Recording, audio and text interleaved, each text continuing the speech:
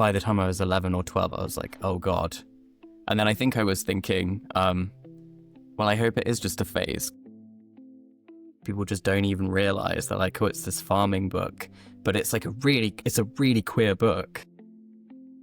Rather than being prescriptive about gender and saying, like, this is masculinity, this is femininity, and you have to kind of fit within that box. Why would we say that? Because when we look at the world around us, it's much more complex than that. The funny thing about writing George, actually, is that I was aware as I was doing it that people might absolutely hate him.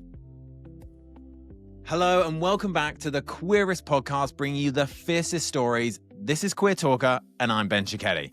This week, I sit down with the author of one of my favourite books of 2025, Human Animal, Seth Insua. But before we get to that conversation, I've got a question for you. Have you subscribed to Queer Talker yet? If not, what are you waiting for? It's a small action that's going to make a massive difference. It's going to allow me to grow this podcast, and it's going to allow me to bring you the best and the queerest episodes every single time. So in advance, thank you. Now to my conversation with Seth. Seth, we are going to start with our Queer Panic game. It's a rapid-fire set of questions. You just answer with the first thing that comes to mind. Starting with, what was the first album you ever owned? It was Now 44, the compilation. It started with Baby One More Time by Britney. It got played a lot. That's a good first album. Speaking of music, if you had to lip sync for your life, what song would you choose? I think at the moment it would be Pink Pony Club. Amazing. It's probably quite a standard answer right now. That hasn't come up yet, so I love that. I'm happy to be the first. Yeah, and we have a playlist on Spotify, which I get to add that to now, which makes me very, very happy. Who was your childhood celebrity crush? I don't think I really had celebrity crushes as a kid. I just fancied my kind of young male teachers. Okay. But Mufasa from The Lion King, I had a thing for. I know he's an animated lion, but yeah. Mufasa. Interesting. Okay, lovely that's deep also voice. a first. I've never heard that before either. I think he was voiced by the same guy who did Darth Vader's voice. So that's a little bit weird. I didn't have a crush on Darth Vader. Okay. That might have made more sense in some ways. I'm not sure. But, what is your biggest red flag? Oof. Probably just rudeness. I don't know.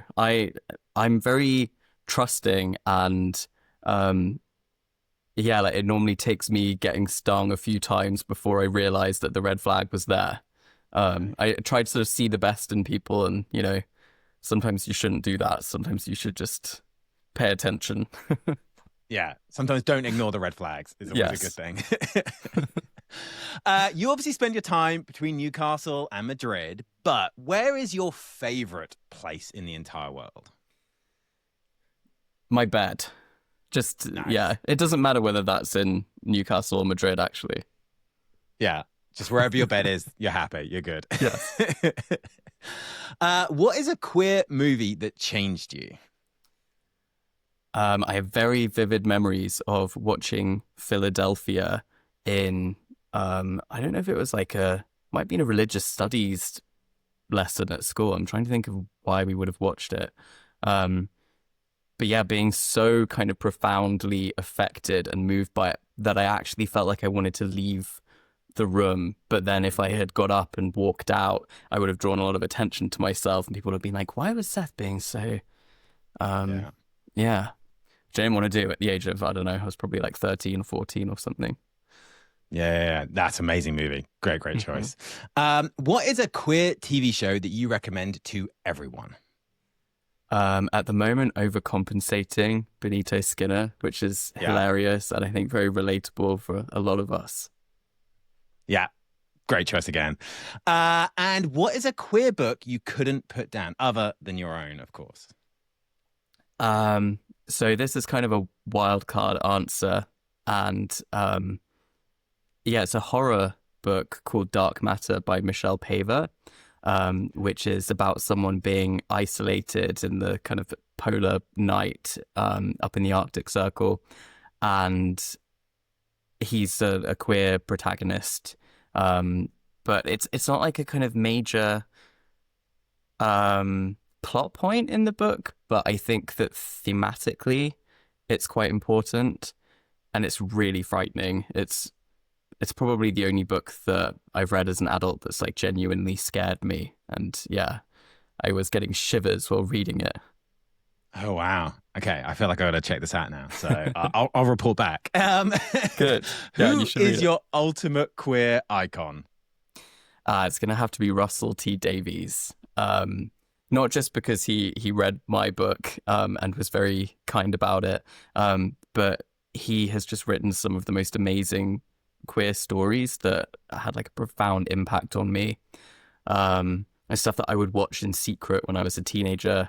And he's also just a really lovely person. Just everybody says that about him, but it's genuinely true. He's incredibly generous and giving and helpful, and yeah, just great. Yeah, that's an amazing choice. And his shows come up a lot on this. As often the answer to your favorite TV show is Queer as Folk comes up a lot. So Oh, yeah, he's good, as done it incredible should. things. Yeah, his body work is incredible. Who is one person you would like to hear on this podcast, and what one question would you want me to ask them? So I've just got this proof copy of an upcoming novel. This has just arrived this morning by Toby Coventry, and he's actually a book to screen scout, but this is his debut novel, and it's coming out in February. And I've just started it, and it's brilliant. I think this is going to be absolutely huge. So if you want to talk to him, you probably want to just get in there now.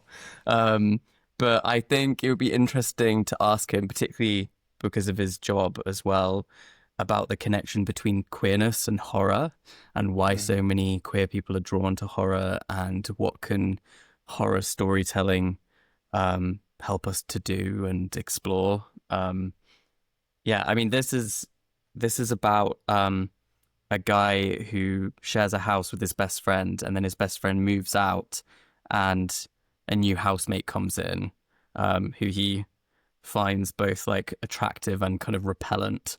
And it's about like having to share with a kind of housemate from hell who might actually be the devil. But I mean, you can tell already that it's sort of gross but also sexy. Yeah. That's amazing. I will slide into his DMs, try and get him on the podcast. Do it. I think that'd be a really interesting conversation. I agree. And finally, what is one word you would use to describe your childhood? One word. Muddy. Okay.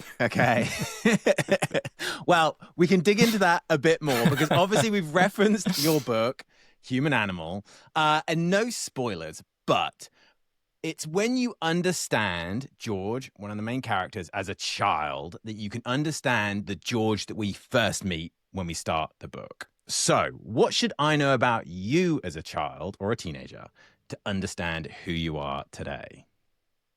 I think the main thing is that I was very obsessive, just a really obsessive, introverted person. If I loved something, if I was interested in something, then it would completely take over. And, you know, I was that kid who would, I don't know, read the same book over and over and over again, or and it would change. So like I had phases of different things, starting with Pinocchio when I was really young. I just was constantly drawing Pinocchio. I think Pinocchio is like one of the first words that I could write, and I was making little books of Pinocchio, and I would watch the movie every single day for probably maybe like 2 or 3 years. And yeah, my poor older brother would get home from primary school and I'd be on the same part of the movie every single time. And I don't know like what was going on there, but I don't know, like if I loved something, I felt like I loved it more than anybody else, and I would get like really deep into it. And then as I got older, obviously these interests became like a little bit more sophisticated and intellectual and that sort of thing. But yeah, I guess like, yeah, I was just like very creative and very solitary, and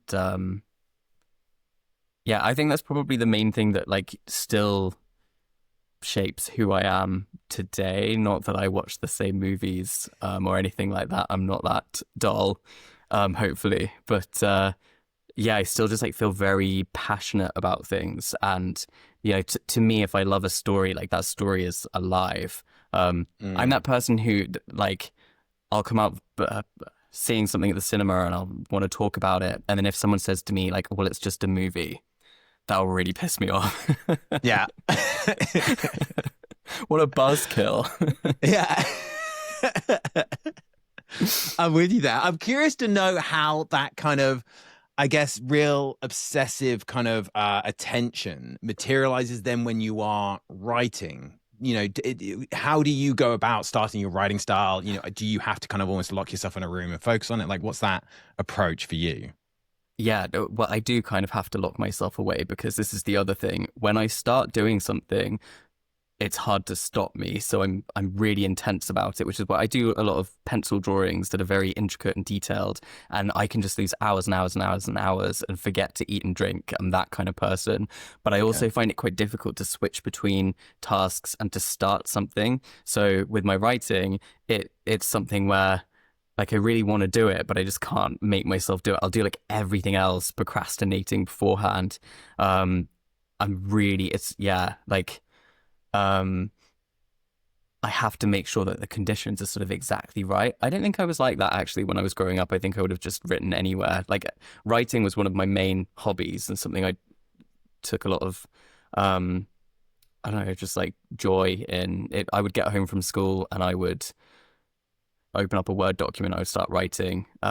Obviously absolute trash, but you know, I was still writing. And yeah, I don't know. I think maybe another way that works with the writing is that I will do a lot of thinking before I ever actually write because it's going to take so much kind of effort and discipline to make myself sit down and write. But then when I do sit down to write, the process is quite quick because I will then just do it obsessively until it's done. So, you know, normally I'm going to be finished within, I don't know, a couple of months maybe for a first draft. And then obviously you have to like make your first draft good, but yeah. Okay. Well, that's good to know because we're all eagerly awaiting the next book. So that's good to know that it's a quick process. Do you remember as a young person, kind of the first LGBTQ plus person you became aware of, either in real life or say through media? I don't know. I think I do actually. And I think it was my cousin. I have a much older cousin called Tris, who's lovely. But I didn't really know him, so I have a huge family and loads of cousins, and he is older than me, so we didn't really see each other very much. But well, I don't know how old I was, but when I was a kid, I remember seeing him at another family member's house with his partner. So they were in their like 20s or something, maybe early 30s. And it was the first time I saw just like a regular person who was gay. And I think I already knew that I was gay, but it wasn't something that I had kind of articulated. And I remember we all went on a family walk and they were holding hands. We walked around a park and that really stuck with me because otherwise representation in media was so scant and poor.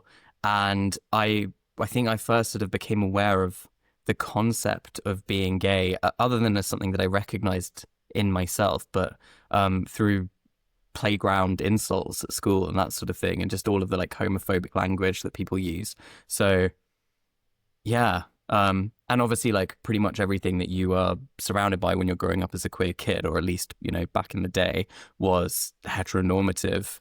So yeah, I think representation is really important. And yeah, it was lucky me that I had a cousin, I suppose, even if he was a distant cousin, who was, yeah, could be that kind of counterbalance.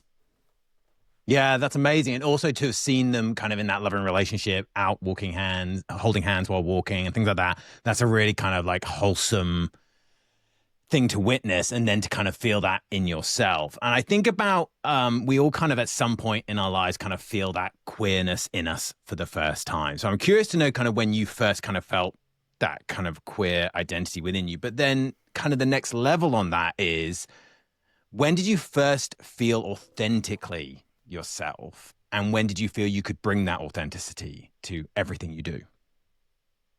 Oh God, I don't know. I mean, like,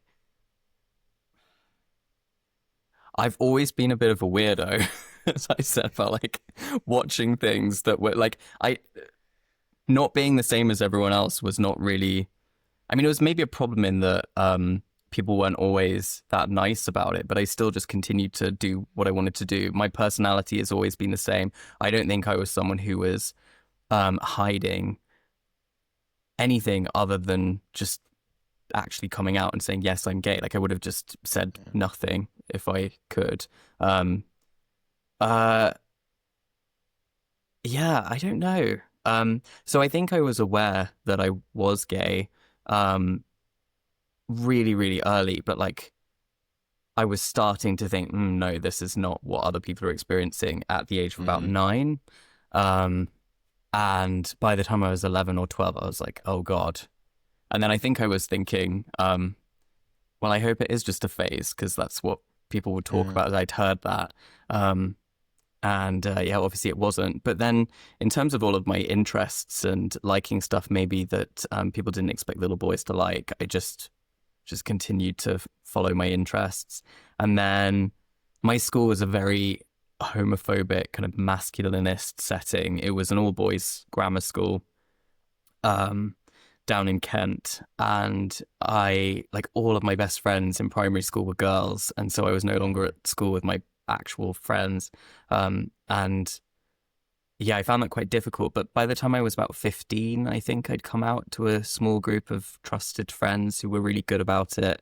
I don't think I was ever able to fully be myself until university. And I think that's probably because there was just a break from the past and, you know, new people, and we were all trying to make a good first impression. But I also think that the zeitgeist had just slightly shifted, and people thought that there was more sort of social prestige and cachet in being a kind of woke, accepting person rather than an arsehole. Whereas at school, it was all about banter and, yeah, like who was the most dominant. So yeah, I also think it was because it was a very intellectually open environment, and people sort of prided themselves on having like reasons for being the way that they were and like behaving, treating people the way that they treated people. They wanted to kind of feel that it was all very rational and reasonable. And yeah, and I also, so I'd met my now husband just before I started uni, and we went to uni together. So like I was never in the closet at all at uni. Like, people knew immediately because we were pretty much inseparable. So it was like, oh yeah, it's Seth and David, who are obviously gay, or just really good friends. I love that. That's an amazing kind of approach. And the fact that, you know, again, I think it's an interesting thing that you often hear is it's when people kind of take themselves out of their home environment, that's when they can sometimes feel that ability to be their authentic self. I moved to Canada when I was like 18, 19, and that's when I was able to kind of be authentically myself. So I think often it's when people have those experiences where they take themselves out of the norm, because no one knows you can kind of be whatever you want at that point, or that's how I felt anyway. So I think it's that ability to embrace that authenticity. And I actually think your book, Human Animal, which I'm obsessed with, it's one of my favorite reads or listens because I'm an Audible person. The voice actors are amazing. I'm an Audible person. It was one of my favorite books of 2025. And I think one of the themes around that was authenticity. And it's obviously had incredible praise, including, you mentioned, Russell T Davies, who has said amazing things about it. What inspired that story? And then why was now kind of the right time for you to write it and tell it? So what inspired it? I think because it's quite a multifaceted story. So there are parts of it that are rooted in my childhood, for sure. But then this particular story, I think, was born out of the very divisive debates of 2016. So that was when I first decided, like, I really want to represent two sides of a very polarized debate and not take a side, but just try to humanize them, because that's what I thought was lacking from the conversations, like people actually trying to genuinely not just like understand each other, but accept that people have different perspectives. And I didn't know that it was going to be about dairy farming, but obviously I grew up in the middle of nowhere in the countryside, and I wanted there to be a family business. So I wanted there to be this very close-knit family. I thought it would be interesting to look at how these debates can kind of affect a really small community like a family, and people who really, they love each other, but then they suddenly realize that they can't communicate anymore and they're struggling to understand each other. And I thought that something that was a kind of a vocation and generational, and sort of went back many generations, would be a really interesting way to explore that. And dairy farming then just jumped out at me because it's something where attitudes around it are changing fast, and people get very passionate about, veganism and about the way that we treat animals. So it kind of grew out of that. I think, you asked why now, right? Yeah. I think like we are increasingly divided, but the truth is that I wanted to tell this story almost 10 years ago, and it just took a really long time to then actually get around to writing it, and then also for it to find the right people who sort of got what I was trying to do and wanted to publish it. Because I suppose like on the face of things, as a pitch, it's a family story about dairy farming, it maybe sounds like a sort of sedate, quiet read. And I don't think it is. I actually think it's kind of dramatic, and it's not a book where I spend loads of chapters just sort of meditating on the beauty of the countryside or whatever. Like everything is there for a reason. And I also think one thing I would like to see a little bit more of is the book being picked up by sort of, I guess, like queer platforms, or like this obviously is great. Gaze the Word, the bookshop, has been really supportive of my book. But when I see kind of lists of queer books from this last year, it's not normally on them. And I think that's probably because people just don't even realize they're like, oh, it's this farming book. But it's it's a really queer book at its heart. And I think that queerness, it's not even just, the queerness of the younger son. I think that there is a sort of queerness in all of the main narrators, just in the way that they are not conforming. And their sort of struggle with that. Yeah, I agree. Obviously, I genuinely loved listening to the book. It's such an interesting story. Obviously, a lot of us as queer people will associate ourselves very closely to one of the main characters, Tom, who returns home to a place that he doesn't quite know, and that doesn't quite know him anymore. So going back to what we were saying about often you have to take yourself out of a situation to be your authentic self. And he has this kind of sense of not belonging anymore. Mm-hmm. I guess what drew you to explore that disconnection from home and that sense of non-belonging, and how much of that, if any, came from your kind of personal experience? I don't think it did in the same way. My experience of graduating from uni, I moved home very briefly and then was just trying to get a job so that I could move in with my boyfriend in London. And that was the plan. It wasn't like, oh, I just don't know how to be here with these people anymore. But I do think that feeling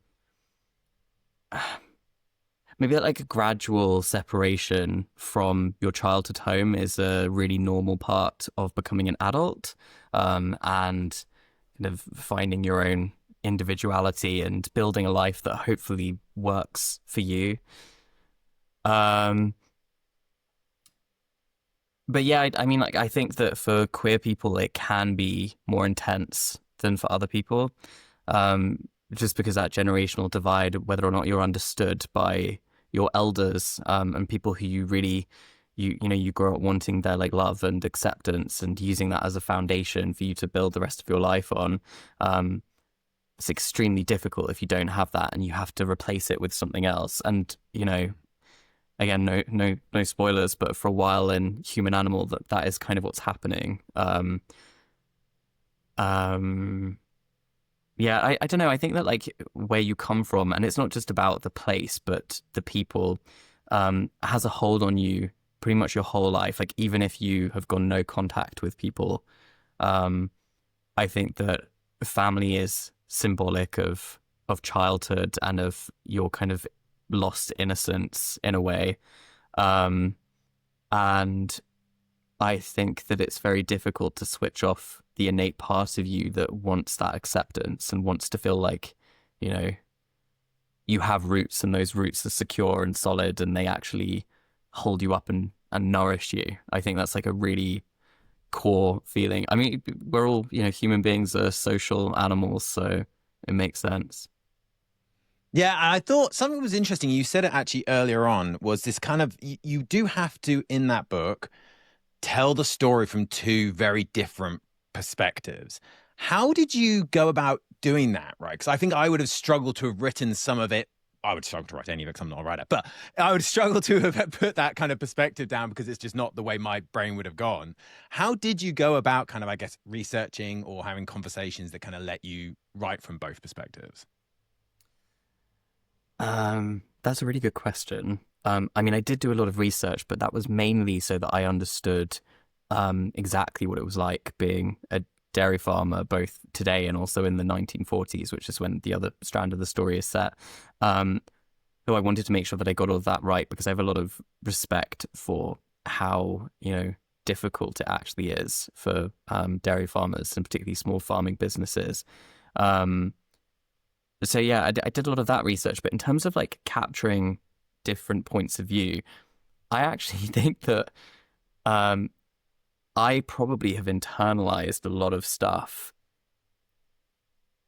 I'm a very like, you know, there's this like concept of the little gay kid who wants to be the best little boy in the world.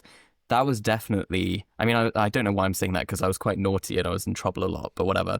I wanted to be good. Yeah. And I think that one of the ways that I coped with the harder aspects of growing up queer was to really take the perspective of the people who were maybe making me feel pain and were hurting me and rejecting me and trying to understand where it was coming from so that I could then sort of say, well, it's not because, I don't know, there's anything objectively wrong with me. They are just coming at it from this point of view and that's why they've said that and that's why they're behaving that way. And trying to understand what might be going on emotionally for them. I think that was just one of my biggest defense mechanisms. And I also think that, you know, as I said, I internalized a lot of this stuff myself. So one of the big projects, I guess, of my adult life so far has been to unlearn stuff that's like not really helpful for me. Yeah, so I don't know, I actually found it quite straightforward to write George. The funny thing about writing George actually is that I was aware as I was doing it that people might absolutely hate him. And then I was really pleasantly surprised that most people don't. Occasionally I'll see a review where someone's like, ugh, insufferable, awful people.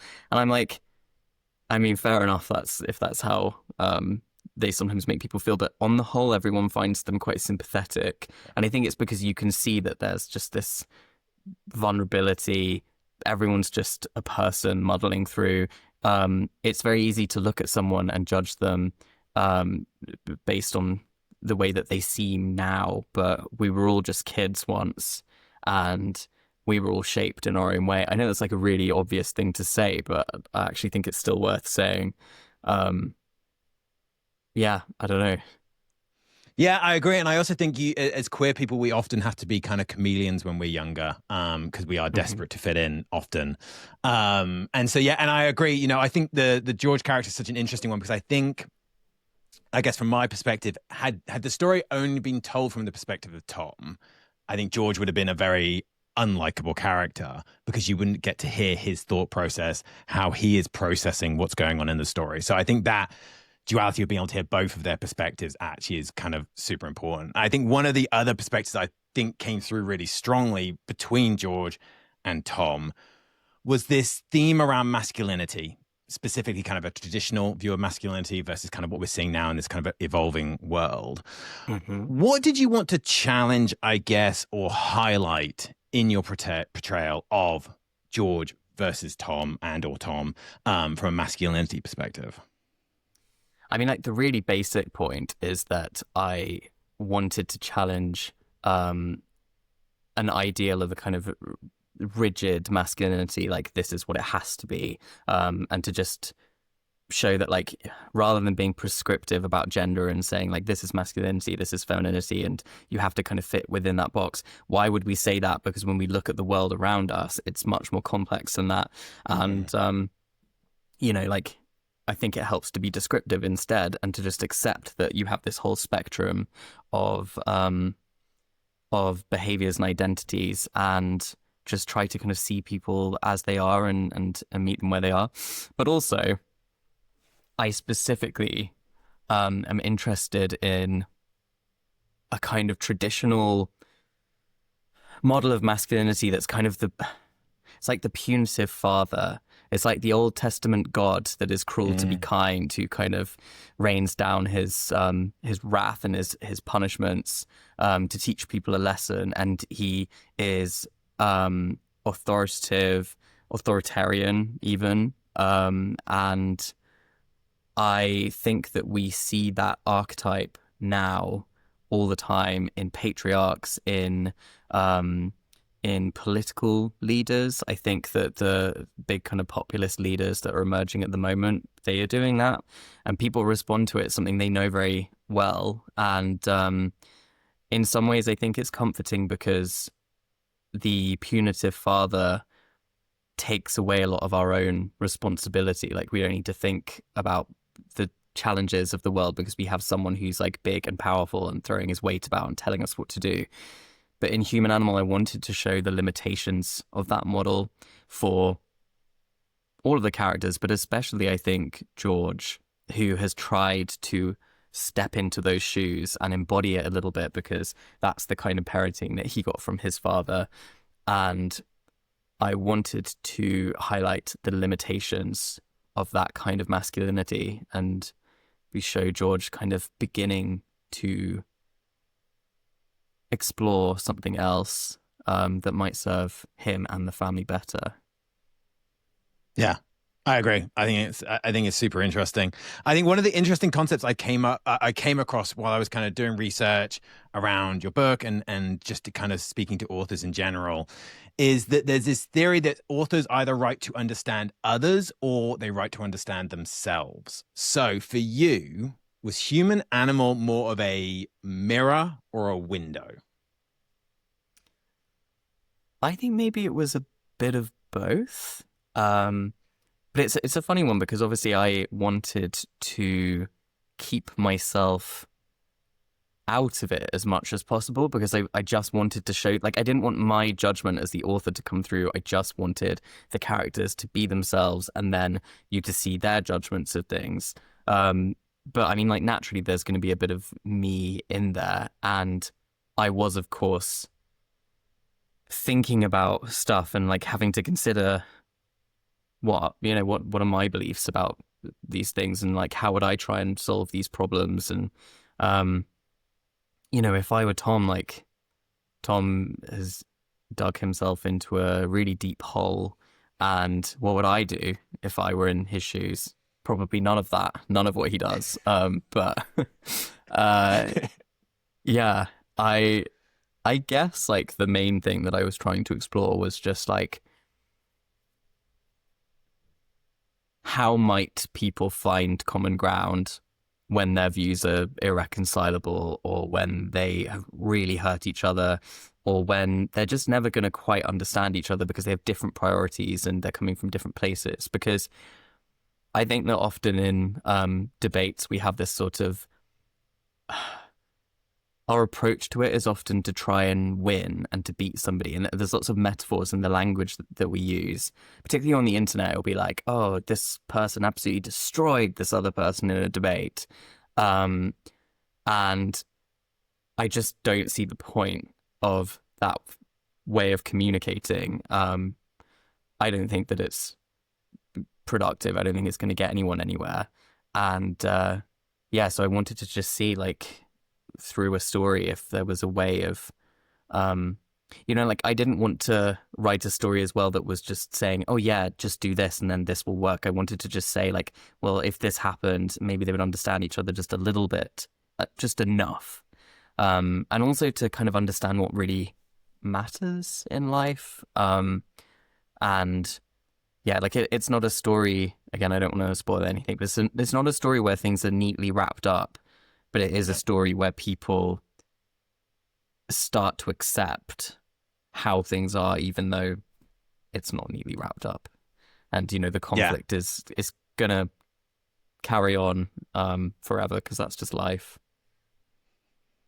Yeah, I actually think it's really important as well, because the world and society feels more divisive than ever. And it feels like often people can't see things from other people's perspectives. So that idea, and then sometimes you obviously don't want to see it from certain people's perspectives, that idea of finding a middle ground, I think, is super important.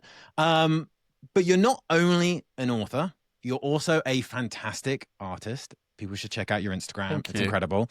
I'm curious how those two worlds might intertwine, though. So I'm thinking, is the farm in Human Animal exist somewhere as a piece of artwork? Do you draw while you're writing to kind of bring things to life? And I guess how the process for drawing is different from writing. So I don't tend to draw stuff that I'm actually writing while I'm doing it. But like, I don't know, the two are definitely intertwined for me, because as I said, as a kid growing up, it was just what I liked to do for fun. I was always drawing, and then I was writing as well. And I would have done illustrations of things and, explored, telling stories through different mediums. The processes are quite different, I think, because I feel like writing a novel is such a long piece of work, and it's very iterative. So you, particularly, if you're traditionally published, you have a literary agent, you have an editor, and you work on the book and you discuss it, and you can go back in and change things very easily. Whereas the way that I work with my drawings, I might do like a couple of preliminary sketches, or if I was doing a painting, I'd probably do like a color study and that kind of thing. But then, like, once you've started it, there are only so many times that you can iterate. Like, I guess maybe if I was a really serious painter, I might do multiple versions of the same canvas, but I don't think that's that common. I think people normally kind of plan something in miniature and then they like do the final version. So I think, with writing, you can kind of keep changing stuff. One thing about my writing style, actually, I think, because I write literary fiction, but literary fiction is usually quite narratorial. So there's like a lot of telling in it rather than showing. There are a lot of tangents. There are lots of like musings. Whereas my style is to be a little bit more plotted and more filmic. So I am quite visual. I'll try and show what's happening. I want you to just kind of be there with the characters, and and I think I have to think in a very visual way to do that. I'm trying to think if there are any other overlaps. But Alderdown Farm does not exist as a drawing, but I was planning to do a drawing of it. And I might still do that, but I don't know. I've just been so busy with other things. I think, I don't know. Another thing about drawing is, so I did this whole series of buildings from classic literature. So it's like famous scenes that you might have read about in a book, and I'm trying to kind of bring them to life and show what it might have looked like. So I've done things like Castle Dracula. And I really like illustration and kind of trying to tell a story through art, but you do have to think quite differently to do that, because you only have a single moment that you're showing people. So you have to pick something that has a sense of time and movement, and maybe like the before and the after, which is about choosing exactly the right thing to show. That's something that has, I don't know, some promise of action within it. Whereas with writing, you can just like actually take the reader on the whole journey. Yeah, I guess that yeah, there are lots of sort of connections between the two. I haven't really thought about that before, but yeah. And do you think ever those worlds will meet? Meaning, you know, you look at something like Heartstopper, which obviously started like as a graphic novel. Do you think you would ever want to take that route, or will you always keep art and books separate? So funnily enough, before Human Animal, I actually did do a graphic novel where I did the writing and the art, but it never came out in book form. So it was serialized in, it's like between 2014 and 2016, maybe, in an online magazine, which doesn't exist anymore. And it was a really different kind of story. It was called Anna the Knight. And it was a bit like Monty Python and the Holy Grail. It was like a kind of parody of medieval adventure stories. It was quite queer. It was about a woman who like dresses up as a knight to become a knight of the Round Table, Mulan style, I guess. Yeah. And yeah, so it was serialized, and then the company ended up shutting down before they ever actually brought the physical book out. And I guess I've moved on a lot since then. But I don't know, I've got some projects that I've been working on that I would like to explore at some point. Okay. Yeah. Okay. I love a good tease. There we go.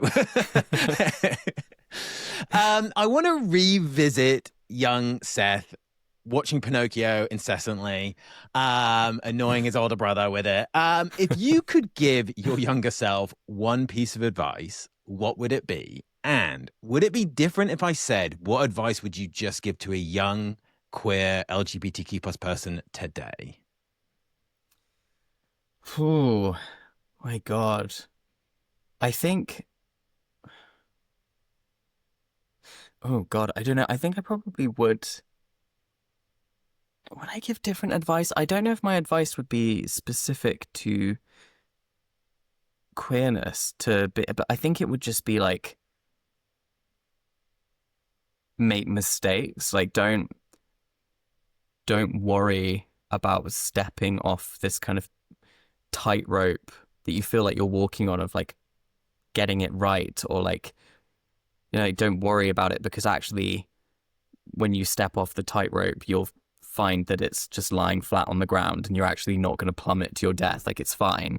Because I don't know. I think it's difficult because you build confidence, and you build confidence in yourself through sort of exploring things, and but you also kind of need someone to be there to guide you and to nurture you and make sure that, you know, you don't feel like everything's gone up in flames if something goes wrong or whatever. Like, I think you need someone to help you process that stuff. So I don't know. I guess like I think that would be my advice still. It would just be like, it's okay. You can relax a little bit. And then with queer people growing up today, what would I say? I think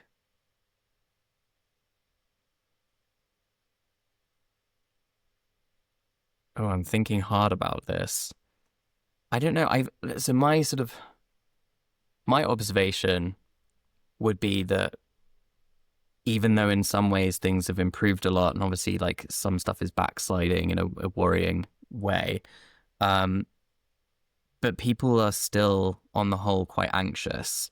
I think young queer people still feel very vulnerable. I think probably, you know, the bullying and being ostracized is still going strong.